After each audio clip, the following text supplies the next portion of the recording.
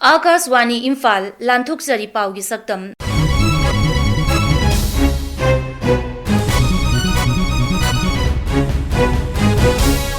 Saktam asida Rashtriya Ekta Divas Thauram Police Officer Anand Kumar bu hapda chenaba militant sing faganaba sarkar gi thaurang Manipur da African Swine Fever Laichat Breast Cancer gi campaign Lomi sing da sarkar na tengbang piba Goa da chathaba kuntra Suba National Games amasung Tamenglong Jila da Migratory Bird Amur Falcon kananaba lokotpa khongthang gi matang da aikhoi gi Tamenglong Jila gi paumi ringbam kamai gi paudam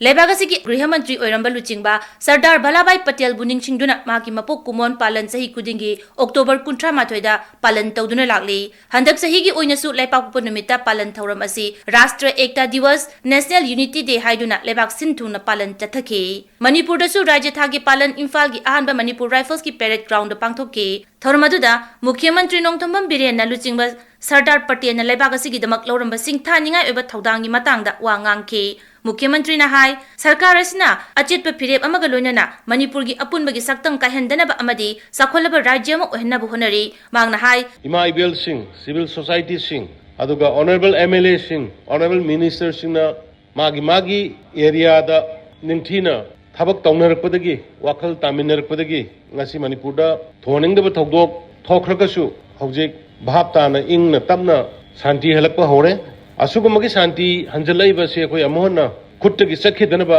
koi leminari ba koi furpuna mangna wakal khantaba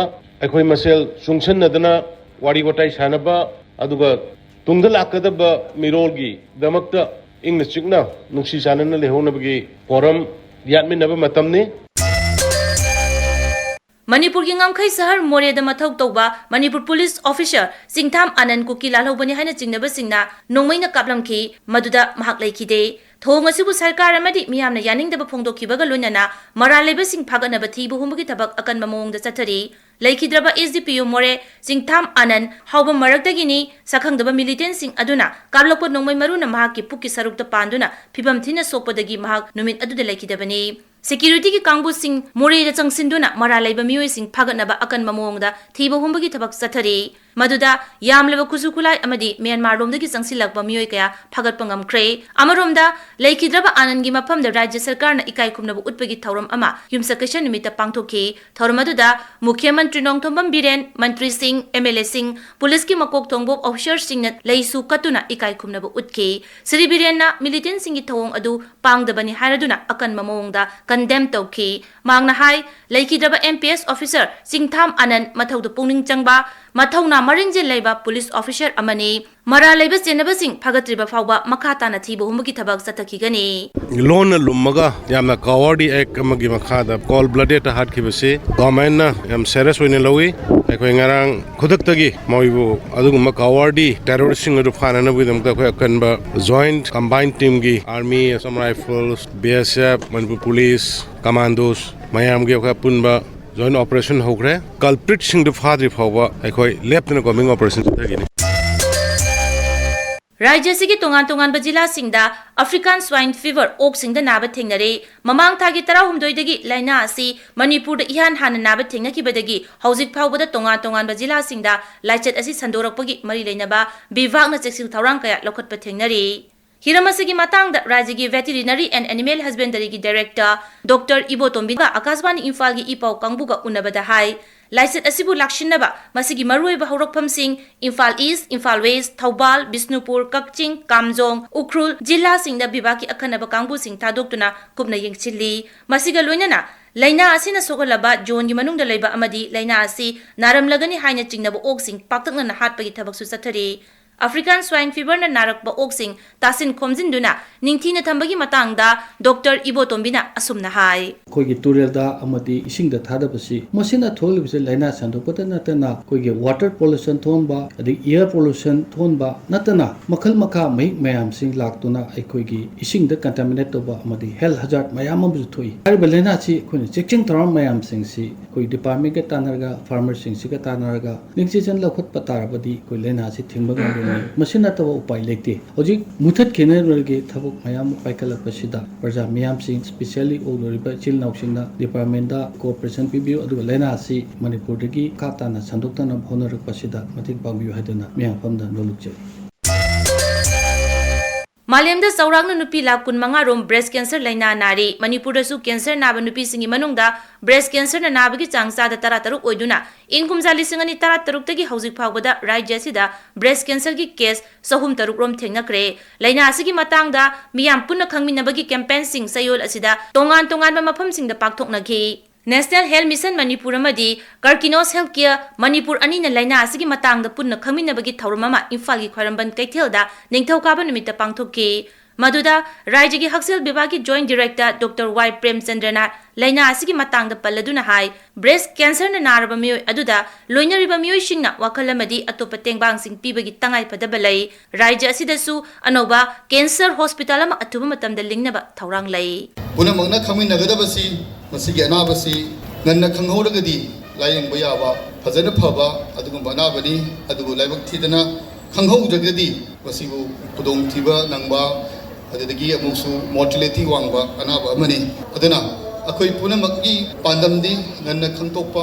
अमुसुंग खंगतोअगा बरी लेनबा doctor Singh hospital Singh चलगा मदुगी लायंग चथबीबा आकाशवाणी इम्फाल अमसुंग खाबैसोइद लैबा American oncology institute Babina speciality hospital अनिना खुसबनदुना पैलेस कंपाउंड लैबा आकाशवाणी की ऑफिस दा लैना असिगी मतांगदा पुन्ना खंगमिनबगी थौरम अमा लेपाकुपो निमित्त पांगथोककी थौरम अदुदा बबिना स्पेशलिटी हॉस्पिटल की consultant radiation oncologist doctor TH Tomcha सिंहना असुमना हाई फैटी फूड याम चाबा मरोन सैचुरेटेड फैट चाबा रेड मीट कुमबदा यावबा अदगी घी थाव याम चाने नोइखलनी सिसु हेना नानिंगाई मसा ओय नुपीना यू थकपा the tobacco in any form नुपीसिना स्मोकिंग तो तौते दोरसु जर्दा दा हाप सारगदी सामाने do injurious effect all the same level नोजिका गे नुपीसिंगदा जर्दा याम चाबी हैबिट सिसु याम किनिंगाई ओबा फैक्टर अमनी द एक्सरसाइज वापा मैनुअल वापा माइ डिजीज लागबै मचा अमोइदोइ भारत सरकार की किसान क्रेडिट कार्ड की मखादा थौबाल जिला की लौमी मरफु तरुक्ता लोन की सेंफम सगोलसेल निमित्त यंथोकी लोन की सेल्फम यंथोकपगी थौरम अदुदा जिला असिगी डेप्यूटी कमिश्नर अहंतेम सुभाष सरुक याके अपुनब लोन की सेंफम अदु लुपा लाख 53,994 मसिगी मतांगदा डेप्यूटी कमिश्नर अहंतेम सुभाषना किसान क्रेडिट कार्ड की मखादा पीरिबा लोन असिना भारत सरकार की लौमी सिंगदा पीबा साखोत थौरांगी मनुंगदा ख्वाइदगी हेना कानबा स्कीम नि हाइना फोंदोककी स्टेट कोऑपरेटिव बैंकना ngasi यंथोकपीगदौरिबा लाख 53,994 इकोगी थौबालगी लौमी मरफुगा तरुकदनि पिबिरमदैसे मसिना मरम ओइरगा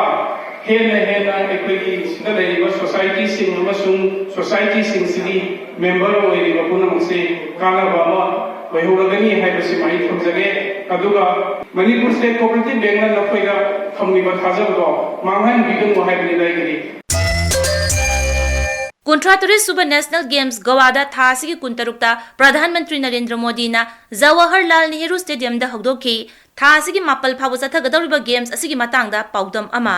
गेम्स असिगी तरानी चनबा थांग नुमित्ता मणिपुर की सानरोय अमसुंग मियामगी ओइनदी ख्वाइदगी नुंगाइबा अमदी हराउबा नुमित ओइखी नुमित असिदा मणिपुर न पुन्ना सनागी तकमान मापन लुपागी मरी अमसुंग सेजेंगी अनि पुन्ना तकमान 15 लौखी मणिपुर न सरुक याखिबा मसाना सिंगी मनुंगदा वुसु मसानादा सनागी तकमान मापन लुपागी तकमान 3 अमसुंग सेजेंगी अनि याउना पुन्ना तकमान 19 लौदुना हौजिक फावगी ओइना ख्वाइदगी यामना तकमान फंखिबा मसाना ओइरी गेम्स असिदा इनौनौना हापचलखिबा मसाना अमा ओइरिबा पेनकेक सिलाता मणिपुर सनागी तकमान 3 अमसुंग सेंजेंगी 5 पुन्ना तकमान 9 लौखी गेम्स असि चथरपगी 13 सुबा नुमाइजिंग नुमितकी अंगनबा फावबदा मणिपुर सनागी तकमान 15 लुपागी 19 अमसुंग सेंजेंगी 19 पुन्ना तकमान 35 फंगदुना मेडल टेलीगी 5 सुमा मफमदा लैरी ममांग सही गुजरात पांगथोखिबा 53 सुबा नेशनल गेम्स ता मणिपुर फंखिबा अदुदगी हदकी असिना तकमान लौबगी मसिंग यामना हेली इरांग मायोक नरिबा राज्य सिगी सानरोय सिंगना गेम्स असिगी बॉक्सिंग अमसुंग वेब लिफ्टिंग याउना मसाना कया मरुमदगी तकमान कया लौरकनी हाइबगी आशा तौरी